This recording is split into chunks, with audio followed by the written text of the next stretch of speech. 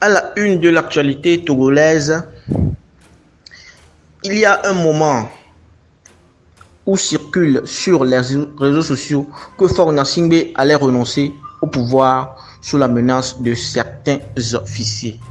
En effet, c'est exactement ce que recherche le régime désespérément. C'est la marque déposée de chaque dictateur qui se respecte. Et ce n'est rien d'autre qu'une continuité.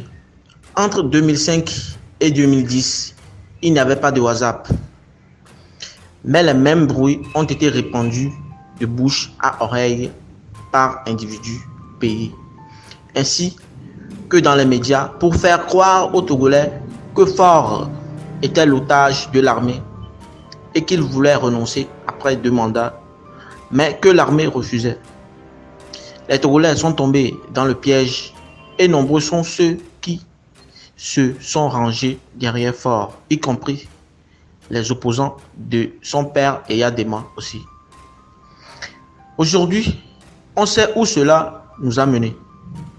Il faut sortir le Togolais de cette émotion vis-à-vis de ce régime dictatorial. Sinon, rien n'empêchera de transformer le Togo en un royaume.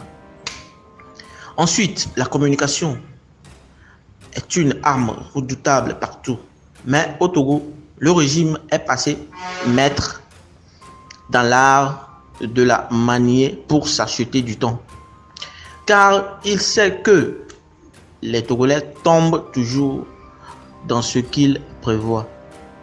Personne n'a force, ni personne ne forcera la main à Faure Gnassingbé de rester ou de quitter le pouvoir avant qu'il ne se décide.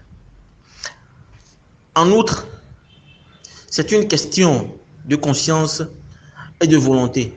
Or, Faure semble animé d'un goût caractériel du pouvoir à vie.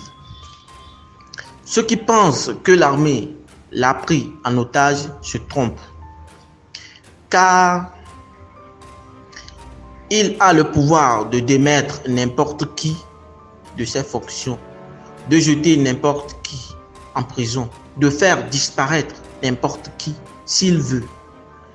La preuve est qu'il l'allait lui-même dit que personne ne l'obligera à faire quoi que ce soit. Il est donc l'otage de personne. Sous le règne du général Eyadema, on nous avait dit qu'il était l'otage de son fils Ernest et que ce dernier a menacé de tuer son père si jamais il renonçait au pouvoir. Il faut bien être un Togolais vraiment désabusé pour croire à ce scénario de parricide comique. De nos jours, on nous parle du trio Tanga, Masséna, Bawara. Vous ne voyez pas que ce régime se moque de nous tout le temps? Qu'est-ce que ces personnages pourront vraiment décider contre un chef d'État qui est le chef des armées, aussi discipliné, fabriqué à l'image du géniteur de Faure? Comment cela peut être aussi possible que 3 personnes décident au nom de tout un peuple? N'est-ce pas que l'armée est constituée de plusieurs entités?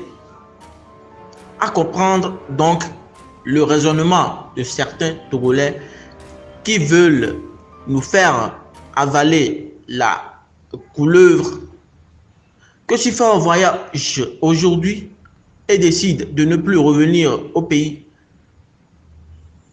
parce que pris en otage, ces personnages précipités vont aller le ramener, et par quelle alchimie? Que les Togolais sont trop pathétiques. Les hommes passeront, mais la nation restera toujours. Qu'on cesse de nous divertir. Qui alors vous dit que Faure Gnassingbé est pris en otage des brutes épaisses et de tragédies de la nation? Merci à vous et abonnez-vous pour plus d'informations sur la chaîne. Merci.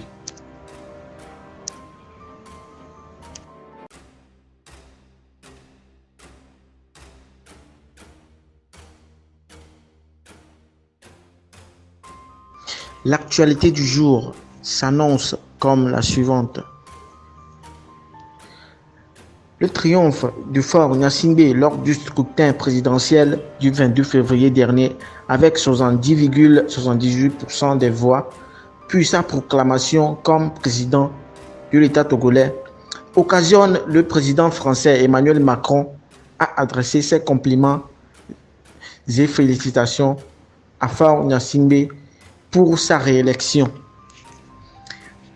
En effet, c'est à travers une correspondance en date du 25 mars dernier que le président français s'est adressé à son homologue togolais en ces termes.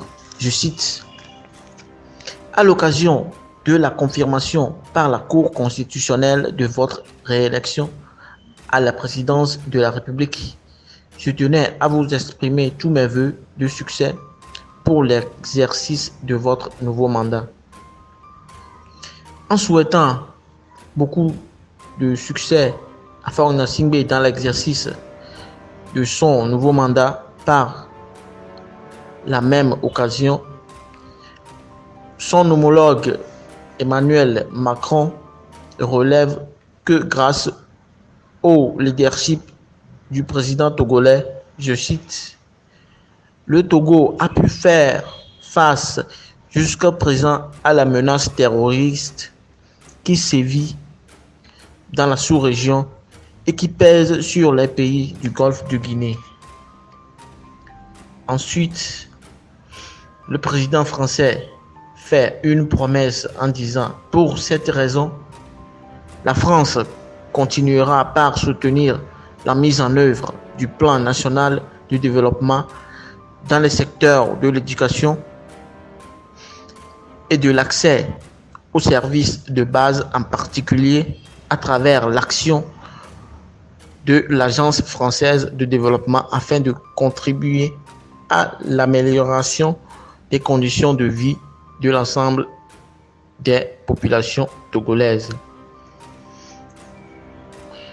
Pour continuer, Emmanuel Macron a souhaité voir des efforts nécessaires non seulement sur le plan des politiques de soutien à la cohésion nationale, mais aussi pour la consolidation de la démocratie. Le chef d'État français salue en outre les progrès accomplis par le Togo en matière de gouvernance économique et de climat des affaires. Il prend pour preuve les performances du Togo dans les derniers classements internationaux. En guise de conclusion, face aux défis de l'urbanisation massive et du changement climatique qui constituent des effets majeurs de l'heure, le président français Emmanuel Macron pense que tous les États doivent partager les bonnes pratiques pour y faire face. À cet effet, le président français Emmanuel Macron invite Faure Gnassingbé à prendre part en juin prochain à Bordeaux au sommet Afrique-France qui traitera de la question de l'urbanisation en présence des responsables d'entreprises et de la société civile. Merci à vous et restez branchés sur la chaîne. Abonnez-vous et activez la cloche de notification pour plus d'informations. Merci beaucoup.